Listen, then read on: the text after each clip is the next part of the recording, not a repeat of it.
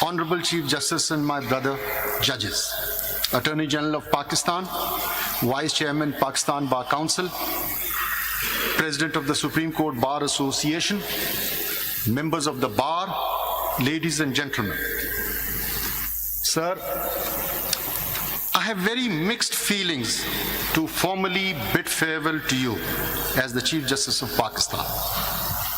On the one hand, I am sad for you to leave, as we will surely miss your pleasant sense of humor and abruptness with which you always kept us on our toes. And at the same time, happy that you are leaving in good health and knowing that you'll be able to enjoy your lovely family. On a personal note, I have found you to be a good, caring human being. To some, this might sound strange, but let me share with you, ladies and gentlemen, if you meet, greet, and treat Justice Qazi Faiz Isa with a smile and humility, he will reciprocate with such gentle softness, politeness, and care that it will leave you astonished, if not shocked. But mind you, if you in any way provoke him, or if I may say so, poke the bear, then even hell hath no fury to match his scorn, and only God may help and save you. Let me share a secret with you all today, that I have faced such wrath of this bear many times. Ladies and gentlemen, let me tell you, the experience was not pleasant.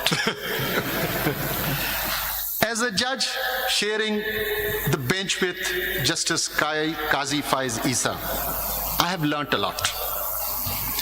Where many like me would keep quiet and feel shy to openly admit that they are not clear about legal proposition, Justice Qazi Faiz Isa openly admitted that he would require the assistance of the worthy counsel. But when it came to the rights of women, and more particularly cases relating to their inheritance, Justice Qazi Faiz Isa would leave no bounds to ensure the preservation of their rights, and that too with the full might of the court. On a lighter note, while sharing the bench with Justice Qazi Faiz Isa during the first half of the court proceedings, I often felt sorry for those across the roster, and at times had to salvage them from total devastation. But as the clock ticked past the half hour, the mood would change, and we would have a compassionate, listening judge who sat through the day till the last case on the cause list was heard and decided. But I must acknowledge that while sharing the bench with Justice Qazi Faiz Isa on many occasions, we had differences. But let me tell you, he was always ready to hear my point of view, and was open to persuasion, a characteristic which very few possess, and one must strive to inculcate in ourselves. Now to my commitment, sir. This is a formal announcement that the farewell lunch today hosted by us in honor of Justice Qazi Faiz Isa is not on government expense. He's been cruel. He has imposed the entire expenses on me. However, I have requested my brother judges to share the brunt. So we are going to share the brunt. But we wanted to host a lunch for Qazi Saab, and he was adamantly, stubbornly, he was in no mood to accept it. Finally, when we said we're going to commit ourselves, he has agreed. Now, as for what lies ahead, let me assure all that with the blessings of Allah Almighty, for the citizens of Pakistan, rule of law shall rule. Principles of trichotomy of power shall prevail. Dignity of a judge and majesty of the court shall be strictly ensured, be it a civil judge sitting in Boni Chitral or my brother judge sitting next to me today. The grievances of the bars shall be immediately attended to. Now I come to your request. It will be transgression on my part to commit any suggestions that you've made. But I promise you, 11:30 Monday, if you come to my chamber, we will discuss it and hopefully we will pass appropriate orders. Okay. Now, immediate focus would have to be extended to the furthest districts. Jiwani in Balochistan, Tank in Khyber Pakhtunkhwa, Gotki in Sindh, and Sadiqabad in Punjab. I will pause here. You see, Peshawar, Lahore, Karachi, Quetta, they have the immediate attention of the high courts, the government. It is these furthest districts which deserve our attention, and the best of the best judges should go because they deserve them more than anyone else.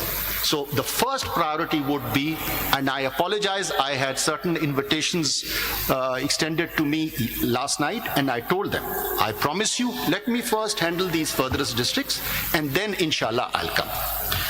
We move on. Immediate attention would have to be rendered on facilitating attendances and cases of women, children, and disabled. Finally, improving the justice delivery process, be it automation, alternative dispute resolution, better case management, or human resource development. Ladies and gentlemen, this is a Herculean task. Let me tell you, I had the taste of it for a short while. And I tell you, this requires planning and patience from everyone. Planning from our side and patience from your side. With the complete support of not only my brothers at the Supreme Court, the keen interest of the Chief Justices and the judges of the High Court and the District Judiciary, but most importantly, the complete confidence of the Bar. May Allah Almighty render us all guidance and success in achieving this noble goal. Ameen. Sir, in the end, with fondest of memories and with every good wish, I, on behalf of my colleagues, bid farewell to our very dear friend, our illustrious colleague, and our distinguished Chief Justice, Qazi Faiz Isa.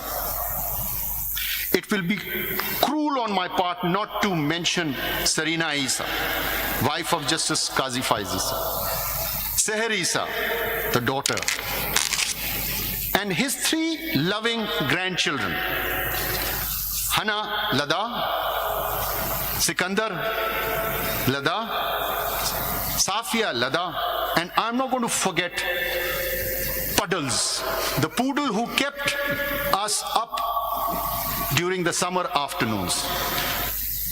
May Allah Almighty bless you and your family. Ameen. Thank you. Thank you, sir. Thank you.